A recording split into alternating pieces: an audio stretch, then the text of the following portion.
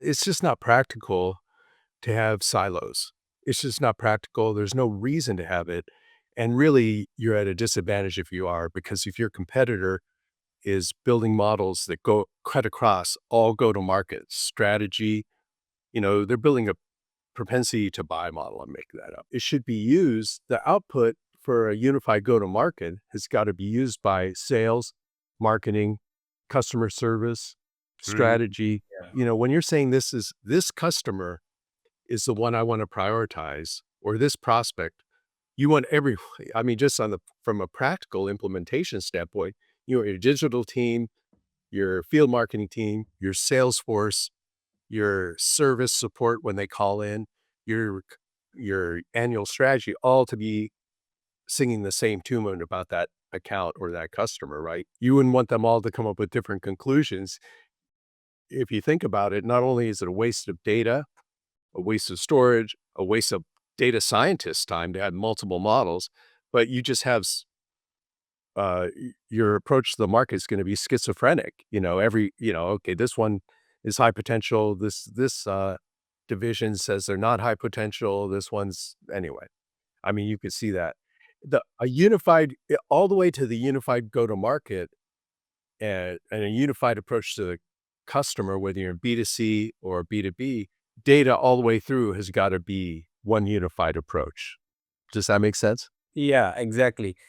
And from your experience, what you have seen, like whose responsibility is that to consolidate all the data, combine all teams in terms of training the programs? It really is a collaboration. It's a team effort. You know, you IT can build the containers, but they cannot prioritize what should be in them because again, we're talking about a unified go-to-market, unified approach to the customer, treating the customer the same way across all touch points, whether it's telemarketing, customer support, email blasts, field marketing events, digital Salesforce interactions. All of that information has got to be captured to have the optimal go-to-market, for example. And if we go to uh, a reference book that I read some time ago in school by Davenport and Harris. They were like the gurus, predictive analytics and competitive. They wrote a book called Competing on Analytics, which was a textbook Mhm. in I think it was mid maybe 2010 or something. But they broke companies up into 5 stages. Stage 1 was incompetent. Stage 5 was the best, and that was the pervasive use of analytics across the organization.